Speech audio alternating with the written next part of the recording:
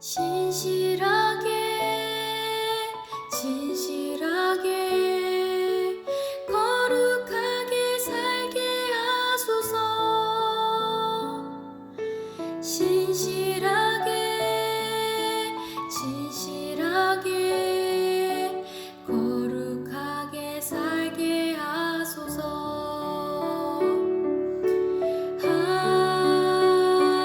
하나님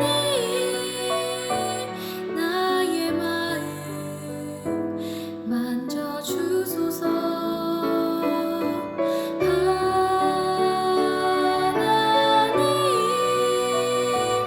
나의 영혼 새롭게 하소서. 신실하게 진실하게 거룩하게 살게 하소서.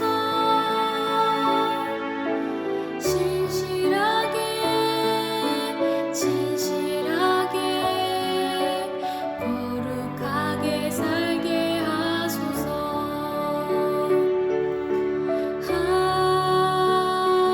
하나님 나의 기도 들어주소서. 하나님 주의 길로 인도하소서.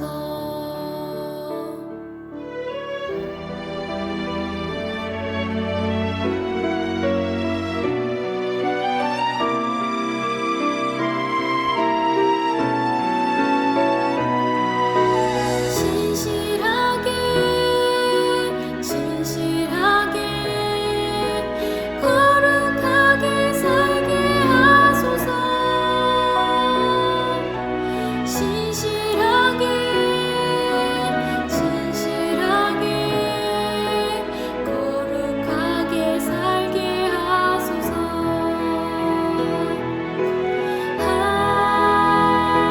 하나님 나의 기도 들어주소서. 하나님 주의 길로 인도하소서.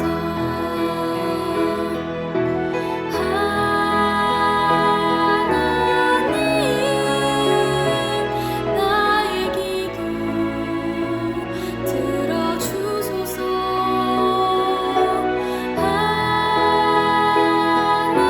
하나님 주의 길로 인도하소서.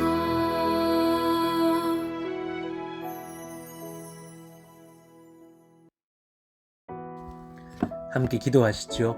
하나님 감사합니다. 오늘도 우리에게 새날을 주시고 성령으로 말씀으로 능력으로 은혜로 붙드시니 고맙습니다. 하나님 구정 이후에 또 하나님 새로운 삶을 살며 성실하게 하루하루 수고할 우리 권속들에게 영육의 강건 주시기를 원합니다. 예수 이름으로 명하노니 모든 병들아 떠나갈지어다. 모든 질병들아 허리의 통증아 어깨의 통증아 목 디스크의 증상아 기침의 증상아 또 암과 모든 염증의 증상아 회복될지어다. 불면증의 증상들은 나으며 심령 깊은 곳에 하나님의 능과 은혜를 입고 우울증이 나으며 회복될지어다.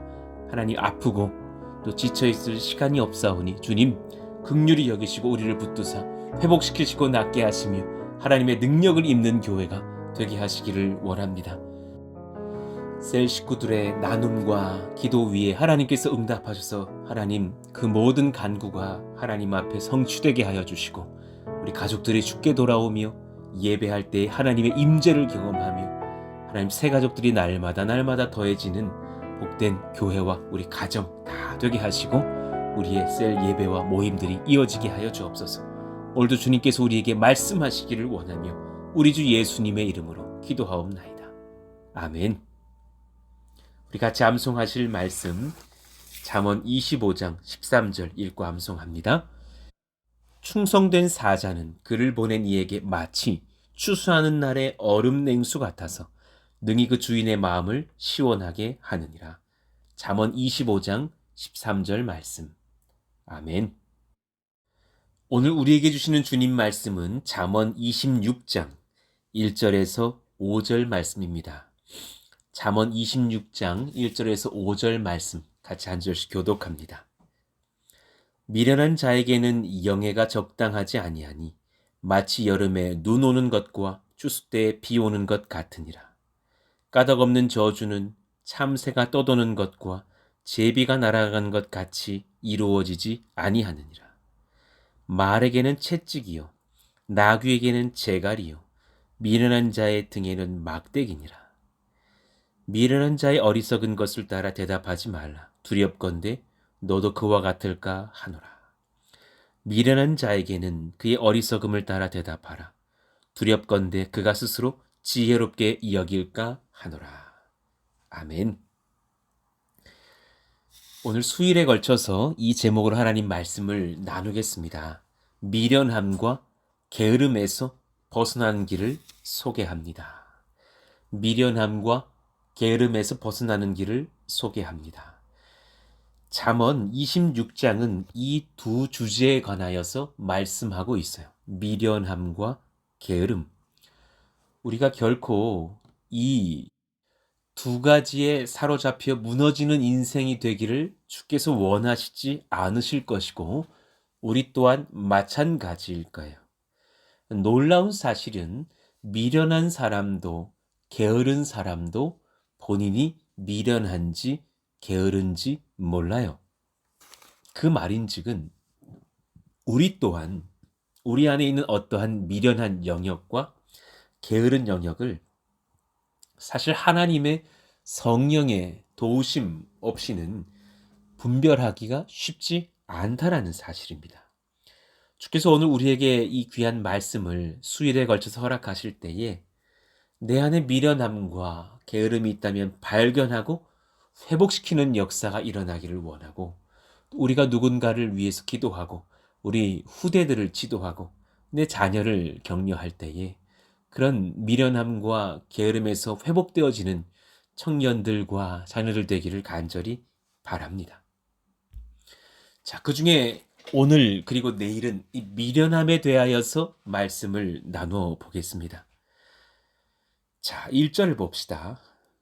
미련한 자에게는 영예가 적당하지 아니하니 마치 여름에 눈 오는 것과 추수 때에 비 오는 것 같으니라.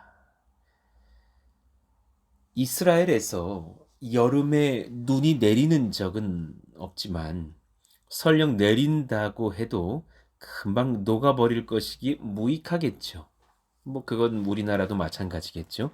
미련한 자에게 좋은 것을 베푼다 한들 이것이 무익하다라는 거예요.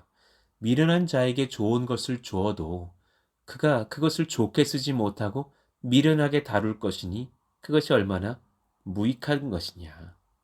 또 반대로 봄부터 10월까지 비를 보기란 거의 불가능하고 추수철에는 더할 나위가 없을 것인데 그 이스라엘 지역에 비가 내린다면 그것은 익은 곡식에 손상을 주어 도리어 해가 될 것이죠.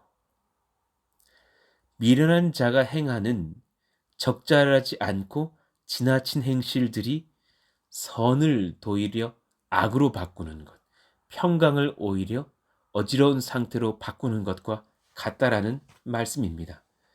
그냥 두면 될 것을 오히려 미련한 자가 적절하지 않게 행동하고 악을 행함으로 말미암아 참 혼란해지는 것이 얼마나 많습니까? 2절 봅시다. 까닭없는 저주는 참새가 떠도는 것과 제비가 날아가는 것 같이 이루어지지 아니하느니라. 주님 말씀의 의미가 뭡니까? 까닭없는 저주는 없다. 참새는 까닭 없이 땅으로 내려오지 않죠. 뭔가 목적을 가지고 내려오겠죠. 쌀이라도 떨어져 있고 곡식이라도 떨어져 있으면 주워 먹으려고 내려오겠죠. 제비 역시 먼 이국 땅에 나아갈 때는 그 목적지를 분명히 정하고 준비하고 무리지어서 이동하겠죠. 참새와 제비 같은 미물들도 이유나 목적이 없는 행동은 취하지 않습니다. 그죠? 하물며 너희들이 그러겠느냐? 인간 세계에도 이유 없는 결과, 특히 악한 일이 이유 없이 발생하는 것은 없지 않느냐. 그런 운명론으로 여기고 적당히 사는 인생이 될 것이 아니라 하나님께서 반드시 하나님의 형상인 백성들을 지도하시고 돌보실 때에 내 인생에 하나님 앞에서 범죄함으로 말미암아 까닭이 있는 벌과 저주가 임하지 않게 하는 것이 지혜로운 사람 아니겠느냐. 오히려 그렇게 내가 내 죄의 우물을 파면서 결국은 꾸중을 받고 회초리를 맞고 사망에 이르는 그 자가 미련한 자가 아니겠느냐. 주님의 말씀입니다. 주님께서 우리를 얼마나 귀하게 여기셔요? 하나님께서 우리를 창조하실 때에 까닭 없이 지으셨겠어요? 아니에요. 특별한 존재 중에 특별함. 하나님의 형상이라 그러셨어요. 이것은 사랑이 담겨 있는 표현이에요. 왜 정말 좋아하는 사람 만나면 그 사람과 내가 닮기를 바라죠. 누가 두 분이 참 닮았어요. 그러면 괜히 기분 좋지 뭐 불쾌합니까? 뭐 사랑하는 사람들은 닮기 원하죠. 하나님이 우리를 심히 사랑하셔서 하나님과 닮은 하나님의 형상으로 우리를 지으셨다라는 것은 그만큼 우리가 특별하고 그만큼 우리가 하나님 앞에서 지혜롭기를 바라는 하나님의 성품과 인격과 지혜와 말씀으로 충만하기를 바라는 주님의 뜻이 아니겠어요? 창세기 1장 27절 하나님이 자기 형상 곧 하나님의 형상대로 사람을 창조하시되 남자와 여자를 창조하시고 하나님께서 남자와 여자를 사랑하셔서 하나님의 형상 아름다운 존귀한 사람으로 지으셨습니다. 골로새서 1장 15절이요. 그는 보이지 아니하는 하나님의 형상이시요 모든 피조물보다 먼저 나신 이시니 하나님의 형상이라는 그 표현을 창세기에 사람에게만 쓰신 것이 아니라 하나님께서 우리를 사랑하셔서 이 땅에 보내실 예수님께도 쓰셨어요. 예수님은 보이지 아니하는 하나님의 형상이시래요. 그러니 하나님은 볼 수 없지만 딱 한 분을 통해서 우리는 하나님을 볼 수 있어요. 우리 주 예수님이시죠. 그가 재림 때에 이 땅 가운데 심판주로 임하실 때 우리는 가히 하나님을 보는 은혜를 입을 거예요. 아, 보이시는 하나님의 모습으로 이 땅 가운데 내려오시는구나. 모든 피조물보다 먼저 나신 우리 주 예수님. 그렇다면 그 예수님과 창세기에 등장하는 우리 사람들과 같은 표현으로 하나님의 형상이라 하셨다면 우리는 얼마나 귀한 거예요. 예수님처럼 우리도 귀하게 여기시는 하나님의 사랑을 느낄 수 있죠. 야고보서 3장 9절 같이 읽어볼까요? 이것으로 우리가 주 아버지를 찬송하고 또 이것으로 하나님의 형상대로 지음을 받은 사람을 저주하나니. 입에 대한 말씀을 우리가 받을 때에 그럴 수 없다라는 그 표현으로서의 말씀인 거죠. 같은 입으로 주일이 되면 영광 영광 하나님의 영광을 찬송합니다 고백하더니 주중이 되면 그 동일한 입술을 가지고 심지어 하나님의 아들 예수께서 그를 구원하시려고 대신 죽으신 그 하나님의 형상인 우리의 성도들 이웃들을 향하여서 그 사람을 저주한다면 얼마나 어리석은 일이냐. 그러니 하나님의 형상인 사람을 질투와 미움으로 함부로 저주하는 우리의 어리석은 입술이 가당치 않고 또 하나님의 형상인 우리를 함부로 그렇게 놀리면서 하나님께 꾸중을 받은 인생, 하나님의 저주를 받는 인생의 범죄자의 삶으로 그렇게 살게 하는 것이 가당치 않다라는 것이죠. 하나님 그러니 우리에게 훈계하사 이 잠언의 말씀을 통하여 성경 곳곳의 말씀을 통하여 우리가 주 앞에서 지혜로운 자로 회복되기를 훈계받고 꾸중받고 저주받고 죽지 않을 하나님의 은혜의 백성들로 회복되기를 원하시는 말씀이 얼마나 많습니까? 우리 어제 그제에도 이 말씀을 받았지만 진실로 깨달아야 할 것입니다. 하나님께서 존귀하게 여기는 사람을 나의 입술로 함부로 저주하는 것도 마땅치 않습니다. 민수기 23장 8절 하나님이 저주하지 않으신 자를 내 어찌 저주하며 여호와께서 꾸짖지 아니하신 자를 내 어찌 꾸짖을꼬. 정말 하나님의 복을 받고 싶다면 우리는 마땅히 축복의 입술을 열어야 합니다. 여러분 기억하십시오. 축복을 받고 싶으세요? 상대방을 축복하세요. 복을 받고 싶으세요? 교회를 축복하세요. 은혜를 받고 싶으세요? 자녀가 잘 되는 걸 보고 싶으세요?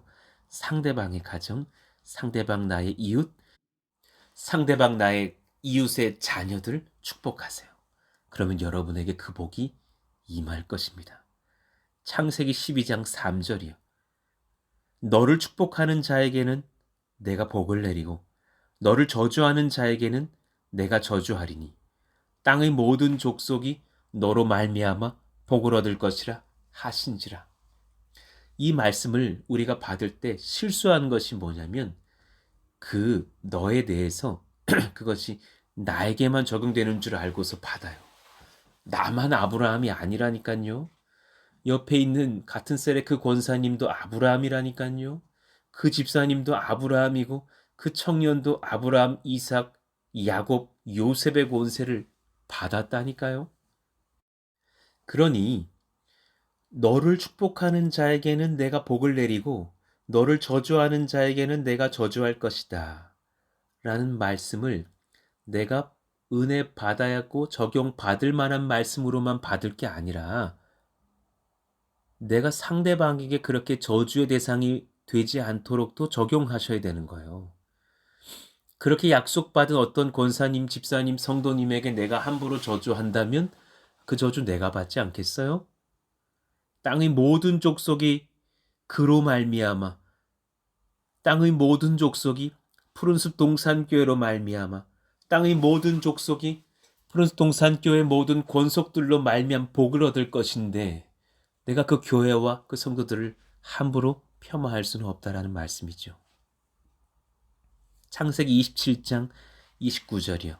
만민이 너를 섬기고 열국이 내게 굴복하리니 내가 형제들의 주가 되고 내 어머니의 아들들이 내게 굴복하며 너를 저주하는 자는 저주를 받고 너를 축복하는 자는 복을 받기를 원하노라. 우리는 그러니 정말 선한 것으로 서로에게 축복하고 또한 우리가 그 복을 받아 누리기를 원해야 할 것입니다. 오늘 본문은 미련한 자에 대한 주님의 경계의 말씀입니다. 주께서는 미련한 자에게 징계하시고 또 미련한 자에게 선한 자들이 악한 영향 받기를 원치 않으시죠. 그리고 오늘 우리는 이 말씀을 받으면서 그 말씀을 타산지석으로 삼아야 할 것이 나는 그렇게 미련하게 살지 말아야 되겠구나. 미련한 자의 특징을 성경은 말씀합니다. 첫 번째, 내일까지 5가지를 전할 거예요. 첫 번째, 그는 꾸중 들을 일을 합니다. 매를 벌어 꾸중 들을 일을 합니다. 참 어리석은 거지만 그런 사람들을 세상에서 우리가 많이 보지 않습니까? 내가 하면 안 걸릴 것 같이 행하지만 그가 범죄를 행하고 있으면 언젠가 그는 꾸중받을 사람 아닌가요? 그렇게 악을 행하면서도 사실 본인이 꾸중 들을 일을 하고 있다는 것을 모르는 경우 사회의 법적인 제약을 받고 형벌을 얻고 질타를 받고 비난받을 수 있다는 사실을 모르는 사람들이 얼마나 많습니까? 나는 안 걸릴 거야 하면서 우리는 악을 행할 수 있다라는 것이죠. 미련한 자의 특징은 꾸중 들을 일을 나는 안 걸릴 거야, 나는 괜찮을 거야 여기면서 쉽게 행한다라는 것입니다. 그가 걸어가는 길이 혼잡하며 사건, 사고, 불화가 많습니다. 그러니 그에게 하나님께서 행할 것은 선물이 아니라 징계와 회초리가 아니겠어요? 3절 말에게는 채찍이요 나귀에게는 재갈이요 미련한 자의 등에는 막대기니라. 그 이유가 무엇이에요? 그 미련한 자의 어리석음 때문이죠. 4절입니다. 미련한 자의 어리석은 것을 따라 대답하지 말라. 두렵건대 너도 그와 같을까 하노라. 그 미련한 자의 특징이 뭡니까? 어리석어요. 무지하고 무식해요. 그리고 그 자신의 연약함을 도통 알지 못한다라는 거예요. 본인이 불법을 저지르면서도 불법인 줄을 모르고 혹은 불법인 줄을 알면서도 불법을 알면서 행하면 안 된다라는 것을 망각하고 행해요. 미련한 자. 정리해 봤어요. 하나님을 두려워하지 않는 자예요. 여러분 혹시 교회를 다니시면서도 하나님을 두려워하지 않으시는 분 계셔요? 한마디로 말씀드릴게요. 미련한 사람이에요. 죄를 가볍게 여기는 자. 불법을 행하고 선하지 않는 죄를 반복하시면서 태어나신 분이 혹시 이 말씀을 듣고 계셔요? 성령은 말씀하세요. 너가 미련하구나. 참 아픈 이야기지만 너 들어야겠다. 너 지금 참 미련하구나. 이 사람에게 은혜가 부어지기가 어렵습니다. 악을 행하면서 은혜를 구한다면 은혜를 주실까요? 아니요. 회초리가 돌아올 거예요. 은혜를 받으려면 선을 행하면서 은혜를 구할 만한 심령이 되고 행실이 되어서 간구하고 기도할 때 은혜를 얻지 않겠어요? 미련한 자들은 은혜가 부어지기가 어려운 행실들을 골라 선택합니다. 그러니 미련한 자의 길을 걷지 맙시다. 결코 이들과 동류가 되지 맙시다. 이들의 어리석은 대답처럼 함부로 말하지 맙시다. 잠언 14장 9절이요. 미련한 자는 죄를 심상히 여겨도 경히 가볍게 여겨도 대수롭지 않게 여겨도 정직한 자 중에는 은혜가 있느니라. 하나님을 두려워하면서 나의 죄를 살피고 주님을 경외하며 한 걸음 한 걸음 걷는 백성들, 그 정직한 자의 행보에 은혜가 있다고 말씀하십니다. 그런가 하면 미련한 자의 두 번째 특징이 무엇입니까? 자신이 대단한 줄 압니다. 여러분, 잘 깨달아 들으시기를 원합니다. 우리 모두는 주 앞에서 참 귀합니다. 그러나 스스로 나 자신을 향해서 대단하다고 여기지는 않으시길 원합니다. 미련한 자들의 특징입니다. 자신이 탁월하고 지혜롭고 그런 평을 듣고 있는 줄로 착각합니다. 왜 어줍지 않은 자기 자랑질을 하고 있는 사람 보면 우리 이렇게 말하잖아요. 웬간히 해라이. 웬간히 해. 하나님이 우리에게 그렇게 말씀하고 계시지는 않을까요? 아들아, 웬간히 해라. 너의 교만이 너를 넘어지게 할 것 같으니 부디 겸손하기를 원한단다. 스스로 탁월하다고 여기는 사람은 정말 안 들어요. 참 충고하기 어렵고 참 답이 없어요. 우리는 자신의 전문 분야에서도 이런 생각 가지지 않고 지속적으로 배우며 연구하며 성장할 수 있기를 바라요. 전 그런 여러분이 되고 그런 제가 되기를 원해요. 저도 꽤 적지 않은 시간 설교했고 또 어느 목사님보다 열심히 준비하려고 애쓰고 달려왔지만 그러나 이젠 됐다라는 라고 말하지 않기를 원해요. 평생에 하나님의 놀라운 지혜와 구원의 역사의 보화가 담겨 있는 말씀을 두렵게 여기고 귀히 여기고 겸손히 탐구하기를 원하고 그 말씀을 이 세상의 상황들과 잘 적용하면서 증거할 수 있는 그런 지혜롭고 겸손한 주의 청직이 되기를 원해요. 성도들에게 잘 듣고 경청하며 주님 앞에 온전히 서기를 원해요. 한 가지 깨달아요. 저만 잘하면 되겠어요. 모두가 참 귀하고 탁월하셔서 저만 잘하면 되겠다라는 생각을 참 많이 하게 됩니다. 하나님, 제 평생에 대단한 줄 알고 목에 힘주고 라떼라떼 외치는 교만한 사람 되지 않게 해주시기를 원합니다. 영적 꼰대가 되지 않기를 원합니다. 하나님, 인생에 참 답없는 마음 되지 않기를 원합니다. 주께서 이런 백성들을 좋게 여기지 않으십니다. 미련하다 말씀하십니다. 8절, 미련한 자에게 영예를 주는 것은 돌을 물매에 매는 것과 같으니라. 12절, 내가 스스로 지혜롭게 여기는 자를 보느냐?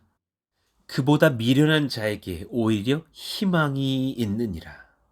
무슨 말씀이에요? 그보다 미련한 자는 그 미련한 자보다 더 미련하다라는 말씀을 하는 것이 아니라 스스로 지혜롭게 여기지 않는 자, 나는 부족함이 많아요 라고 말하는 자가 오히려 희망이 있다라는 거예요. 우리 가운데 하나님 이런 바른 자기 판단과 겸손이 임하게 해주시기를 원합니다. 미련한 자는 꾸중들을 일을 행하면서 오히려 태연한 자라고 말씀을 하셨고 또 자신이 대단한 줄 착각하면서 목에 힘을 주는 교만한 사람이라 말하십니다. 여러분, 이 두 가지 오늘 마음에 새기면서 나에게 그런 미련함은 없는가 돌아보시기를 원합니다. 내일 또 그 미련한 자들의 특징 3가지를 전하면서 우리는 어떻게 행하여야 할까 그 진리의 말씀을 또한 전하도록 하겠습니다. 오늘 말씀을 붙잡고 하나님, 제가 내 평생에 미련하지 않기를 원합니다. 어리석은 자 되지 않기를 원합니다. 교만한 자 되지 않기를 원합니다. 근신하시며 기도하시기를 원하고 또한 우리 가족이 그러하기를 원한다고, 내 남편, 내 아이들이, 내 처가 그러하기를 원한다고, 우리 또 성도들, 셀 식구들 또한 중보해 주시면서 우리 후대들을 중보해 주시면서 기도하기를 원합니다. 그 놀라운 은혜를 더하셔서 우리 마음 가운데 하나님 지혜와 겸손과 사랑이 충만하게 임하게 하여 주옵소서. 오늘 말씀 붙잡고 주여 부르짖고 기도합니다. 주여! 하나님 감사합니다. 우리를 주님께서 부디 겸손케 하여 주시기를 원하고 지혜롭게 하여 주시기를 원합니다. 너는 미련한 자라 주께서 저를 꾸중하실까 봐 두렵습니다. 참 많은 영역에서 내가 미련하고 어리숙하오니 주여 저를 치료하시고 저의 죄를 우리가 자복하고 회개할 때 우리를 용서하시고 우리를 깨끗하고 지혜롭고 순전한 백성들로 바꾸시는 은혜의 길로 인도하여 주시옵소서.